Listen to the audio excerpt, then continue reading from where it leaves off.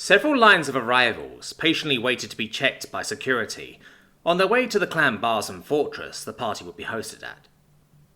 A large complex owned by the clan, the fortress itself had a set of thick iron doors that were slightly ajar to allow people in once they had been registered, and opened to a massive array of tunnels, chambers and alcoves that descended deep underground, having been mined and governed by Clan Barzan for centuries. Greetings, you must be Jack, the Horde of God exclaimed, as the group got to the front of the queue, and you ladies must be his harem. I beg your pardon? Allura asked with an unamused expression, drawing herself to her full height in her flowing white gown. She had added a matching pair of pristine white shoes she bought at one of the stores, and a very fancy-looking tiara on top of her curly grey hair, which she already had among her possessions to complete her very regal look. Jack had no idea how he had survived the shopping trip, but he couldn't deny that the girls all looked great by the end of it. Even the tomboyish Nika had dolled herself up like the other girls, with a bit of help from Allura, though she had shot down wearing anything too fancy, opting for a black crop top, leather-like jacket, shorts and stockings that gave her a punkish look to her.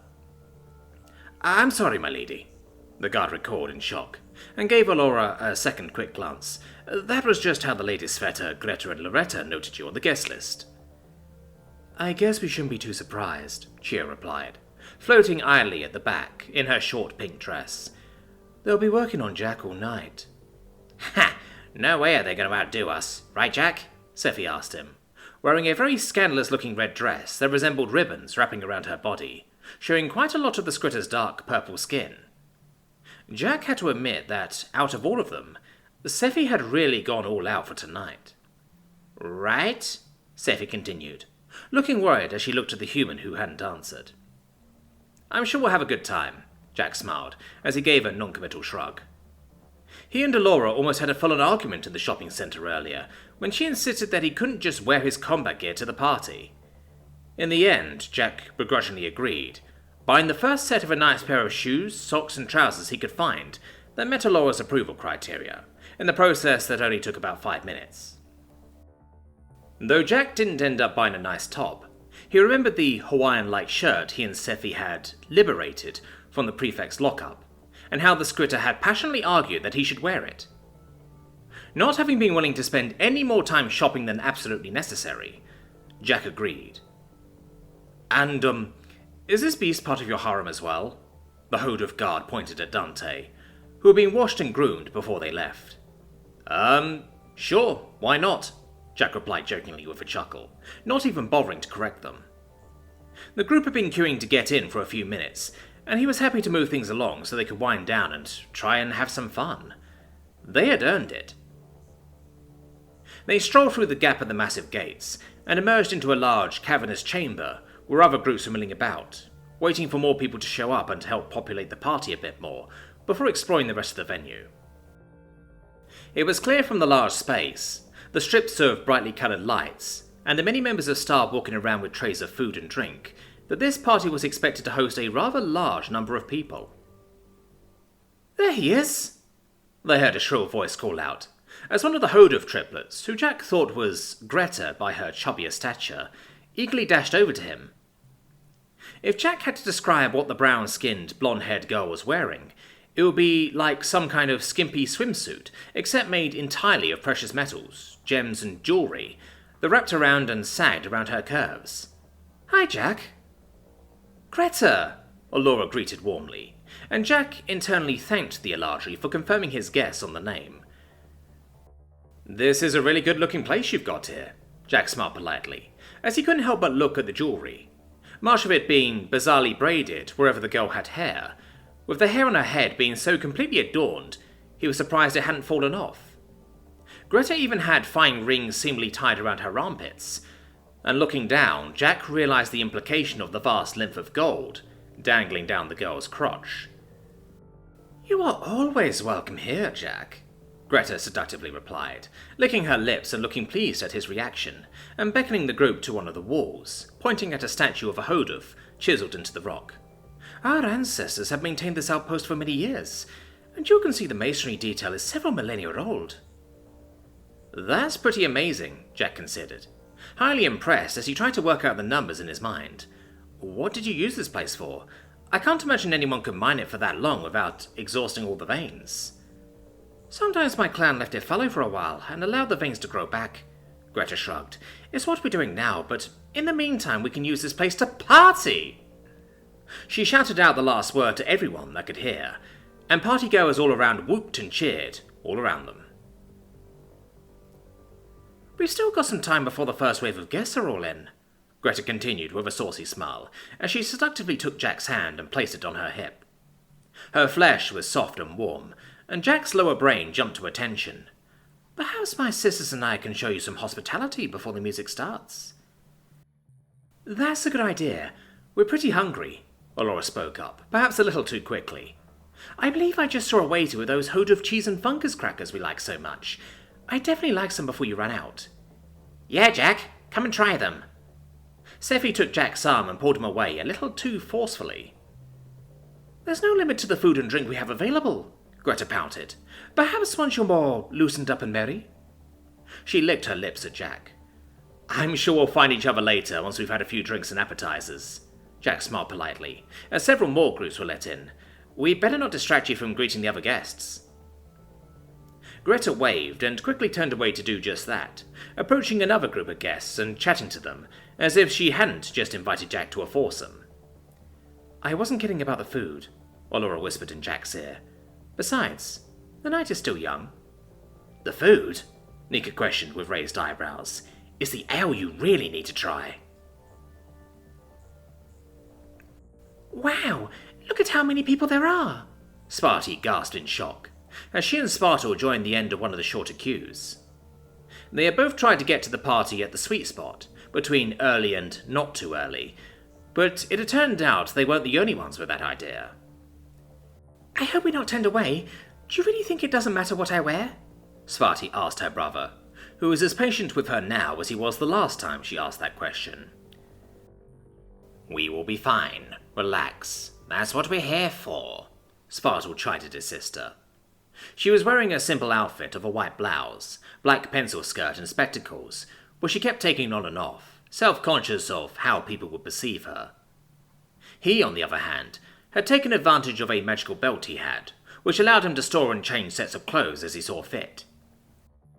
He usually used it to disguise or camouflage himself in the field, or simply storing outfits that he liked and his father didn't, but right now he decided a flair for the dramatic was needed. An intimidating set of crimson mage battle robes cut a striking figure, and Spartle knew that many eyes were upon him. As they should be. Spartle! One of the Barson triplets greeted him in shock once they realized who it was. And Sparty, welcome. We didn't expect you to come. Oh? Spartle asked lazily, looking at the Hodov with a neutral expression. Would you rather we didn't, Lady Barzum? No, that isn't it. The girl smiled. We're glad. We've invited both of you many times in the past, but you never accept. Regrettable circumstances, Spartle acknowledged with a rare, thin smile. But we are honored to be your guest tonight. Excellent.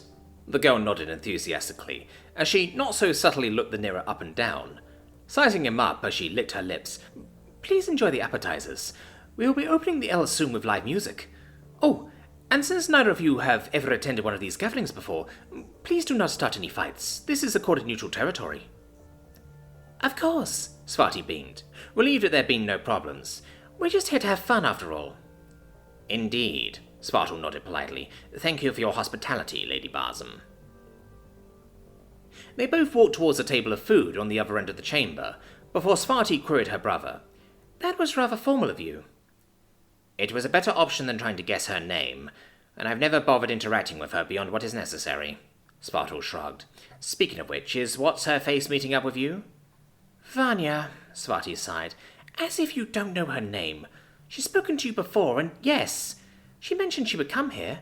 I thought I would surprise her. I have no need to remember it, Spartle dismissed, and don't let me keep you. I think they're starting the warm-up music soon, and I've seen you practice your dance. You should dance too, Sparty grinned, though Spartle rolled his eyes. What?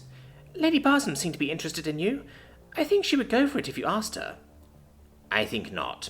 I will observe the foolishness from the sidelines. Svartal dismissed the suggestion, though perhaps I will partake of the other activities after a few drinks. You should. You said we should have fun and relax. Svarti smiled, as a deep bass rumbled along the floor. Are you sure you don't want to find a partner and dance? Svartal barely considered the prospect for a second, then shook his head. Perhaps later, sister. I'll catch up with you later. Svarti nodded as they slithered off. A little disappointed her brother wouldn't relax, but she had faith he would enjoy the party in his own way. Svartal sighed. He had resolved to put on a brave face for his sister, but now that she was no longer with him, he allowed himself a subtle moment of weakness, placing a slightly quivering hand on the wall to support himself as he centered his mind, breathing deeply as he rolled his negative thoughts away. Loud shouting, like the occasional noise coming from the ever-enlarging crowd, always put Svartal on edge, though he would never admit it did. Showing weakness was not something he could ever allow himself to do. What the hell am I even going to do here? The Nira thought to himself. Hey, there's our man of the match, a voice called out amidst the crowd. The party had gone strong for about half an hour, as many people had been invited, and the music was blaring loud and proud as groups flocked to the main chamber to mingle with each other. Naturally, Jack managed to lose his friends in the chaos after going to grab a drink, with only Dante keeping him company, darking and weaving in between whoever he could to catch up to escape the chaos of the rapidly filling chamber. Jack turned to quickly focus on the voice, quickly spotting Val, who was waving at him to come join him. The Eladra was surrounded by a small group of people Jack recognized, so he quickly picked up a glass of wine from a passing Hodov waiter and joined the group, mostly composed of the Deathball teams from the game he had played the previous day. None of that man-of-the-match stuff, Val. We all played well, Jack smiled diplomatically, as he spotted several of the opposing team looking at him attentively. That's the biggest load of crap I've ever heard. The girl with Val's arm around her spoke up, and Jack recognized the bat-like code slicer that trapped him in one of the rooms. You literally ran through a bloody wall to get out of my trap. Had I pulled that on literally anyone else, it would have worked. It was a good plan, Zook. Val smoothly calmed his date down, which looked very easily done. You couldn't have seen Jack coming, though. I certainly did, and he terrified the shit out of me. Another familiar voice hissed, and Jack recognized the opposing keeper, now much more steady on her feet, and not just because she was leaned against Plutarou, who seemed to be her date for the evening. Though speaking of what's coming, I think Luvian Estix is looking for you. I better brace yourself if I were you. The group chuckled at Jack's obvious embarrassment at that statement, and the human quickly latched on to courtesy to move the conversation elsewhere. I didn't stick around too long after the game. I don't think we were properly introduced. He spoke to the two opposing players. I'm Zook, and I'm Australia. The bat-like creature immediately spoke up. And that's Kliko, and she's a Kuni. We know you're an outsider, so that'll save you the awkward conversation about asking us what species we are. I can imagine it's probably a little weird being around so many different peoples if you've not been living here for long. Not gonna lie, you've pretty much hit it on the head, Jack shrugged. I was at the Temple of Hope for a while, and it was a massive shock for me, and I had to adjust quickly. That's rough, but hopefully you don't find it too bad here. Another voice perked up as Kizareth squeezed in the circle next to him with a drink. Haven't found her yet? Val grinned at his friend. I haven't. Maybe she's running late, the Anasite grumbled. The mud mage from yesterday, Kizareth told Jack, on seeing the human's confused expression. Predra? Zook asked, surprised. I don't think she's coming tonight. Her family are quite strict and religious, and she's not mentioned anything about looking for something. Ah, come on, Kizareth groaned. Unlucky, mate. Jack awkwardly but gently patted his insectoid friend on the back. Maybe she'll come around if you just talk to her next time you see her. If not, you can just move on. Yeah, you're right, the Anasite sighed, before perking up at hearing something in the distance, a sentiment shared by the others in the group. Have you seen Jack anywhere? They heard the voice of Luvia ask from nearby, and Val quickly put a hand on Pludaru's shoulder to stop him from drawing her attention. Shall we give him the chance to escape first? He asked playfully, seeing Jack's hesitation. I'd appreciate that, Jack grinned. Too early in the night and not enough alcohol. I'll go for it in a bit later, though, if she hasn't gotten bored of me by then. Just not right now. We'll see you later, Val grinned back, with Jack giving a quick wave of goodbye to the others before disappearing into the mass of people, Dante somehow effortlessly keeping pace. He eventually managed to get to the edge of the rocky chamber, next to one of the manned bars. "Well, speak of the devil," Jack heard a voice call out over the din of the party. "Hey, Jack." "Hey, Vanya. Hey, Svarti," Jack smiled, as the crowd around him parted to allow his two friends to move up to him. "How are you finding the party?" Vanya asked with a smile, swaying slightly, as Sparty supported her until she leaned on Jack, taking many liberties with finding and keeping her balance. "I would imagine you would be fully swarmed by the rest of your group by now." "I've lost them among the crowd. They're probably having fun doing their own thing," Jack grinned. "How have you two been?" "Been uneventful so far, which is why I want to interview you about your very eventful first week at school, and everything in between before someone else does." "We can still do that, but we should probably get the others together, since they're just as much a part of it as I am," Jack smiled. "What about you, Sparty?" he asked cautiously, knowing she was now technically affiliated with the Drow. "Good, very good." The Nira nervously smiled. "This is the first time I've been able to come to a party like this. It's far bigger than I was expecting. There's a lot of people." "Perhaps we can take a little break from the chaos. I'll be happy to answer a few preliminary questions before we sit down with the others for a proper interview," Jack proposed. "Sounds good to me," Vanya grinned, practically dragging the both of them to one of the side tables. "Looks like this party is getting lively," Laura pointed out to Chio, taking in the sheer number of new arrivals that were only just arriving. Though the queues outside were getting shorter, there were still scores of teenagers eager to get in. "Indeed. I wouldn't be surprised if it wasn't the whole of our year here," the Ilithi replied, clearly quite impressed. "What is this party even meant to celebrate? Do the Barsom triplets have a birthday, or is it a Hoda festival of some kind?" "No, on both accounts," Laura snorted in amusement.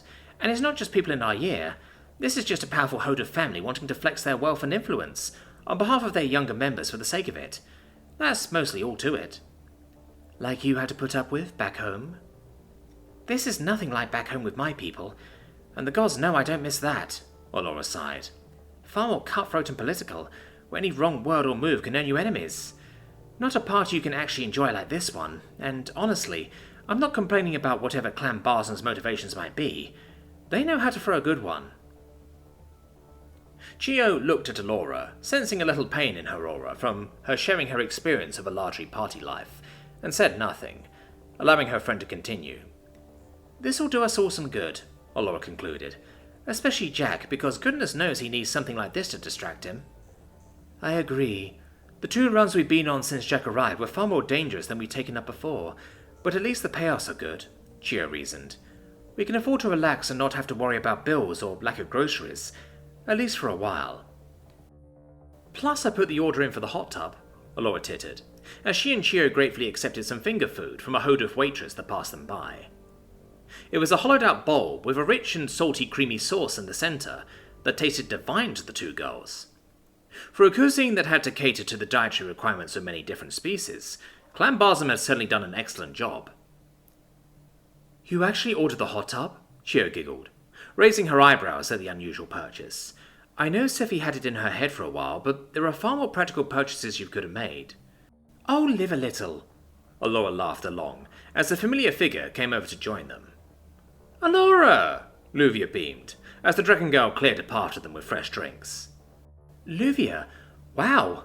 You're going all out tonight." Laura smiled, as she brought Luvia in for a quick side hug of greeting, before the dragon brought the reluctant Chio in for one as well. "Is Jack not with you? Damn it! The welcoming dance is going to start soon, and it's tradition for members of opposing deathball teams to dance together post-game," she pouted.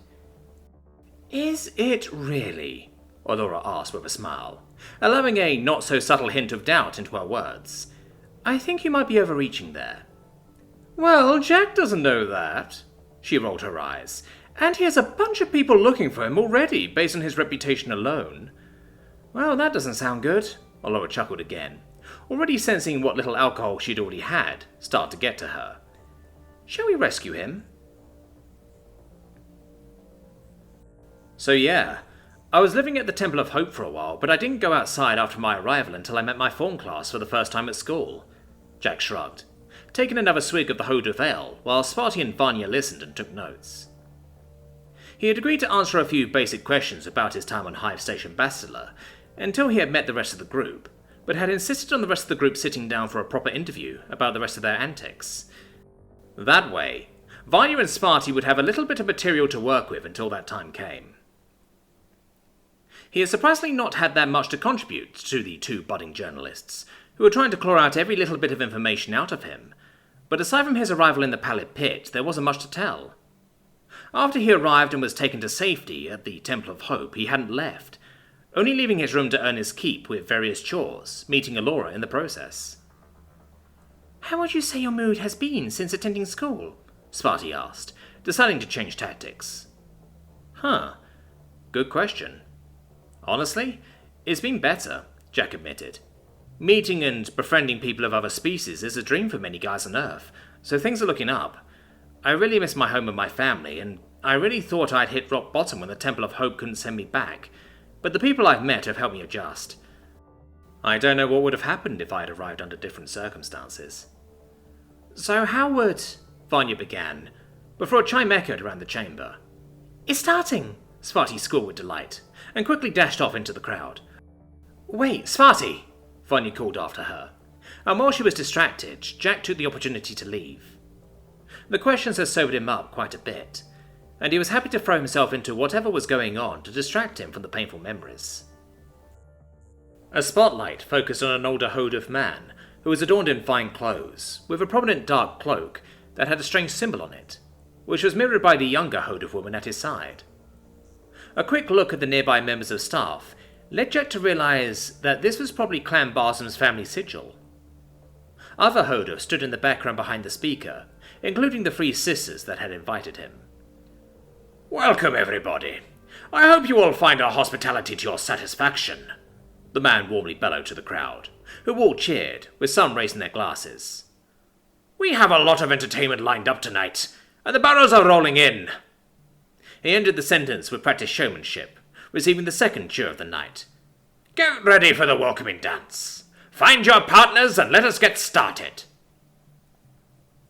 Jack immediately panicked as the crowd flooded around him, as people desperately tried to find who they were looking for. "There he is, the outsider!" someone nearly shouted, and Jack was jostled around as people tried to find him. He looked to the side at the bar and saw Dante sitting on the table, looking at him in amusement. Sorry guys, dancing isn't really my thing," Jack politely called out, as the crowd tried to surround him, as he struggled to get away. "I think I'll have this dance," he heard a familiar voice speak up from next to him, and the crowd quickly lost interest in him and moved on. "Thanks," Jack grinned, as the music began, and his partner gently grabbed his arms as their bodies naturally swayed to the slow, melodic tune. "Don't mention it," Alora replied with a soft smile. "We didn't spend 10 hours shopping to get ready to miss out on this kind of stuff." "Only 10 hours?" Jack joked, earning a playful slap on the arm before he held her closer, trying to avoid stepping or bumping into anyone else, as the atmosphere quickly calmed. They stayed like that, holding one another as the music began. The tune had no words, but the beauty of the melody touched Jack's soul, bringing his emotions to the forefront of his mind. The sadness was there, and grief for what he had lost, but also there was happiness and all the good times he had shared with his new friends. "Thank you, Alora," Jack whispered to her. "If not for you, I know," Alora whispered back, "and I'm thankful for you too. With you, I feel..." She trailed off, not finishing her sentence, staring into Jack's eyes as they moved as one to the song that was coming to an end. Jack stared back into the Eladri's eyes as her freckles twinkled with the lights above. As the song ended, he slowly tilted his head forward, and Alora did the same, as their lips briefly kissed. It felt perfectly natural for the both of them, a moment of serenity amidst a torrent of chaos. But a moment was all it lasted. Alora gently pulled away, and began hyperventilating with a strange expression. Jack backed away slightly in panic. I didn't mean to." "I'm sorry," Alora whispered, as she quickly turned and disappeared into the crowd. "Wait!" Jack called, as he tried to follow, but it was no use. He had lost her. Fuck!